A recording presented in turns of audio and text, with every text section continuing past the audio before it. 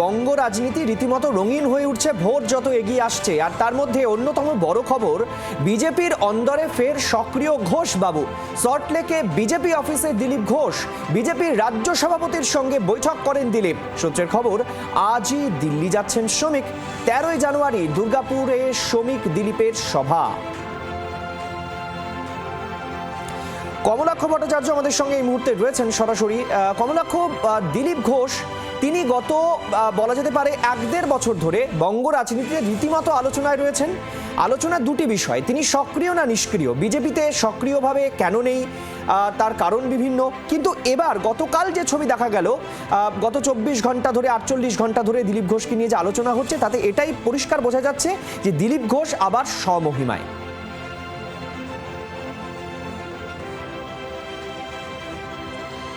একেবারে এটাই সম্ভবত টনিকের মতো কাজ করেছে। অমিত শাহ সেই টনিক দিয়ে গিয়েছেন, সেই ভোকাল টনিক। সেই টনিকের জেরেই এই মুহূর্তে আদি নব্য বিজেপির মধ্যে সক্রিয় নিষ্ক্রিয় যারা ছিলেন তারা কার্যত গা ঝাড়া দিয়ে উঠতে শুরু করেছেন। তার কারণ নির্বাচন আসন্ন এবং সেই নির্বাচনে তৃণমূল কংগ্রেসের সঙ্গে প্রতিদ্বন্দ্বিতা করতে গেলে এমনভাবে ঘা ঝাড়া দিয়ে উঠতে হবে। তাই এবারের নির্বাচনে একেবারে মাঠে নেমে মাঠ জুড়ে খেলবেন দিলীপ ঘোষ, সেই ইঙ্গিতকে দিচ্ছেন। এই মুহূর্তে দাঁড়িয়ে সেই ইঙ্গিত দিয়ে গেলেন বিজেপির রাজ্য সভাপতি শ্রমিক ভট্টাচার্য। এবং শ্রমিক ভট্টাচার্য জানালেন যে বসে থাকার প্লেয়ার দিলীপ ঘোষ নন, তিনি মাঠ জুড়ে খেলবেন এবং আগামী দিনে কিভাবে তিনি খেলবেন সেটা কিন্তু দেখা যাবে। সুতরাং বুঝতেই পারছো যে দিলীপ ঘোষ নিজে যেমন গতকাল থেকে সক্রিয় হয়েছেন, অমিত শাহের সঙ্গে বৈঠক করবার পর তিনি স্পষ্ট করেই জানিয়েছেন যে তিনি যে মেজাজে থাকতেন সেই মেজাজে থাকলেই বাংলায় কিন্তু তৃণমূল কংগ্রেসের সঙ্গে লড়া সম্ভব। সুতরাং মেজাজ পরিবর্তন করছেন দিলীপ ঘোষ, মেজাজ পরিবর্তন করছে বিজেপিও। এবং সেই মর্মে কিন্তু সেই ইঙ্গিত আজকে এই মুহূর্তে দাঁড়িয়ে শ্রমিক ভট্টাচার্য দিয়ে গেলেন যে আগামী দিনে দিলীপ ঘোষকে একেবারে যে সক্রিয় ভূমিকায় দেখা যাবে সেটা বলার অপেক্ষা রাখে না। ইতিমধ্যেই আমাদের কাছে একটা সূচি এসে পৌঁছেছে যে 13 তারিখে দুর্গাপুরে শ্রমিক ভট্টাচার্যের সভা ছিল, সেই সভাতে দিলীপ ঘোষ থাকছেন এমন একটা সম্ভাবনা উঠে এসছে। এবং তার পাশাপাশি পরপর কর্মসূচি নিচ্ছে বিজেপি। রাজ্যে আসছেন জেপি নাড্ডা আগামী 8 তারিখ, যদিও এখনও পর্যন্ত সরকারি কর্মসূচি বলে স্থির করা হচ্ছে, তবে সাংগঠনিক বৈঠক তিনি করতেই পারেন। এর মধ্যে কিন্তু আর কিছুক্ষণের মধ্যেই সন্ধ্যেতেই দিল্লি উড়ে যাচ্ছেন শ্রমিক ভট্টাচার্য। আগামীকাল থেকে তিনি সাংগঠনিক বৈঠক করবেন দিল্লিতে। সুতরাং বুঝতেই পারছো পাখির চোখ নির্বাচন। সকলকে নিয়ে দিলীপ ঘোষের মতো কার্যত নিষ্ক্রিয় হয়ে যাওয়া নেতাকে এই মুহূর্তে টনিক দিয়ে দলে নিয়ে এসে সক্রিয় করে একেবারে ঝাঁপিয়ে পড়তে চলেছে। কমলাক্ষ, অনেক ধন্যবাদ আপাতত আমাদের সঙ্গে থাকার জন্য। কমলাক্ষ যেমনটা বলছিলেন যে দিলীপ ঘোষ তিনি রীতিমতো টনিকে চাঙ্গা হয়েছেন এমনটাই মনে করছে রাজনৈতিক মহল। আর অন্যদিকে শ্রমিক ভট্টাচার্য তিনি তো বলছেন সবাইকে নিয়ে কাজের কথা, এবং দিলীপ ঘোষ মাঠ জুড়ে খেলবেন সে কথাও বলেছেন শ্রমিক ভট্টাচার্য। কে কি বলেছেন এই দুজনে শুনুন।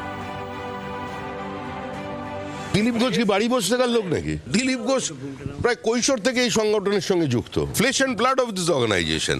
তো দিলীপ ঘোষ বাড়িতে বসে থাকবেন কেন? মাঠ জুড়ে খেল। এই নির্বাচনে সংঘবদ্ধ বিজেপিকেই দেখতে পাবে।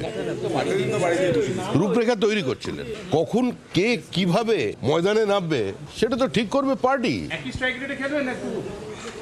আমরা রাজনীতিকে তো খেলা মনে করি না। আমি ক্লোজ চ্যাপ্টার। এখনো কোনো কথা হয়নি, সে ব্যাপারে হয়নি। মাননীয় অমিত শাহ খালি বলেছেন আপনাকে লাগতে হবে পুরো ফর্মে। আমি বলছি ঠিক আছে, যেমন বলবেন সেটাই হবে। পশ্চিমবাংলায় বিজেপি জিততে চায়, সরকার গড়তে চায়, অনেক হয়ে গেছে। পশ্চিমবাংলার মানুষের জীবন নষ্টাগত, সারা ভারতবর্ষকে অশান্ত করে রয়েছে পশ্চিমবাংলা। এবং এখানকার মাধ্যমে যে দেশবিরোধী শক্তি বাংলাদেশ থেকে ঢুকে সারা দেশে ছড়িয়ে গিয়ে বোম বন্দুক থেকে আরম্ভ করে অ্যান্টি ন্যাশনাল অ্যাক্টিভিটি করছে, তো এটা সারা দেশের লোকও বুঝেছেন। আর আমরা তো লড়াই করছিলামই, এখন সারা দেশ তৈরি বাংলাকে পরিবর্তন করতে। দিলীপ ঘোষ যে পুরোপুরি তৈরি তা তো পরিষ্কার। অন্যদিকে শ্রমিক ভট্টাচার্য রাজ্য বিজেপি সভাপতি বলছেন দিলীপ ঘোষ মাঠ জুড়ে খেলবেন। কোন মাঠে খেলবেন? দিলীপ ঘোষের নিজের পছন্দ কিন্তু খড়গপুর। একথা আজ আবারও জি 24 ঘন্টা এক্সক্লুসিভ বলেছেন দিলীপ ঘোষ। তিনি বিধানসভা নির্বাচনে লড়তে চান এবং তিনি খড়গপুরের মানুষের জন্যই লড়তে চান, খড়গপুরই তার ডেরা। একথা আজও আবারও দ্ব্যর্থহীন ভাষায় বলেছেন দিলীপ ঘোষ। এবং সেই সঙ্গে তিনি বলছেন একমুখী লড়াই হবে, লক্ষ্য এখন একটাই 2026 বিধানসভা নির্বাচন। আর তৃণমূল বিকল্প অবশ্যই বিজেপি, সে কথাও মনে করিয়ে দিয়েছেন দিলীপ ঘোষ। জি 24 ঘন্টা এক্সক্লুসিভ দিলীপ ঘোষ কি বলেছেন শোনাবো তার বক্তব্য। আপনি কি ভোটে লড়বেন? আর লড়লে সে কি খড়গপুর থেকেই আপনি লড়তে চান? স্বরাষ্ট্রমন্ত্রীকে জানালেন সেটা? না, সে ব্যাপারে কোনো কথা হয়নি। সেটা তো ইলেকশন কমিটি আছে, পার্লামেন্টারি বোর্ড আছে, তারা ডিসিশন নেন কে ক্যান্ডিডেট কোথায় হবে। দেরি আছে সেটা। তো আমি ইলেকশন লড়তে সেটা আগেও বলেছি, আর বাকি পার্টি ডিসিশন নেবে। আপনার পছন্দ কোন কেন্দ্র? আমি তো খড়গপুরের কথা বলেই রেখেছি, কারণ এখানে এমএলএ ছিলাম, এমপি ছিলাম। আমি এবারে ছিলাম না বলে লোকসভায় রেজাল্ট ভালো হয়নি ওখানে, তো ওখানকার লোকও চান যে আমি ওখানে তাদের সঙ্গেই থাকি। আর মেদিনীপুর? মেদিনীপুরে তো বিধানসভায় আমি তো লড়িনি, বিধানসভা লোকসভায় ছিলাম, কিন্তু খড়গপুরে আমার ডেরা আমি ছাড়িনি। পার্টি তাহলে অবশেষে আপনাকে আবার জায়গা দিল? পার্টিতে আমি ছিলামই, কোনো পদে ছিলাম না। আমি কখনো পার্টি থেকে নিজেকে আলাদা মনে করিনি। স্বাভাবিক, পার্টি এত বড় একটা সংগঠন, এত লোক নিয়ে কাজ, তারা ঠিক করেন কখন কোথায় কাকে কী কাজ দেবেন।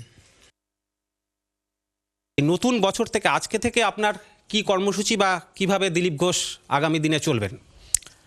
এখন তো উৎসবের মোডে আছে সবাই, তাও আজকে মাননীয় রাজ্য সভাপতি বসছেন, আমি যাচ্ছি, একটার সময় ওনার সঙ্গে মিটিং আছে।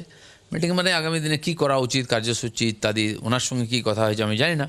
একবার ওনার সঙ্গে বসে আলোচনা করব, যেরকম তারপরে ঠিক হবে সেটা আগামী দিনে দেখতে পাবেন আপনারা। বিচিত্র পার্টি একটা, সার্কাস পার্টি বললে কম বলা হবে। দিলীপ ঘোষকে নিয়ে যে নাটকটা হলো, সেই নাটকটাই বুঝিয়ে দিচ্ছে যে কতখানি অসহায় বা মুমূর্ষু অবস্থা সংগঠনের, যে দিলীপ ঘোষকে ডেকে বলছে আরে এসো না একটুখানি সাহায্য করো না।